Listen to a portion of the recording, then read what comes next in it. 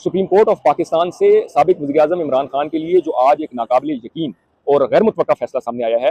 मुबस्सरीन के मुताबिक दो किस्म की मुख्तलिफ आरा हैं मुबस्सरीन की इस पे। पहले नंबर पे तो ये है कि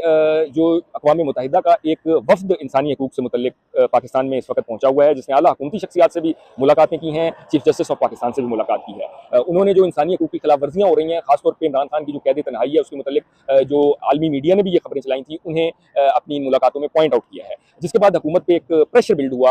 और जो यूरोपीय यूनियन ने पाकिस्तान को एक GPS प्लस का दर्जा दे रखा है, ये भी खबरें आलमी मीडिया में गर्दिश कर रही हैं कि इंसानी हकूक़ की इन खिलाफ वर्जियों की वजह से वो जो स्टेटस है वो भी खतरे में है। जिसके बाद हुकूमत पे प्रेशर भी यकीनन था। तो एक जो राय है वो ये है कि उस प्रेशर की वजह से रियासत ने और हुकूमत ने बाहम मुशावरत करके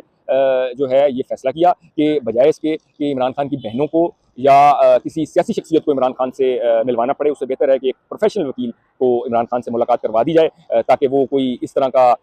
पैगाम, जिस तरह के पहले उनके पैगाम बाहर आते रहे हैं, उस तरह का कोई पैगाम भी सामने ना लाए। और ये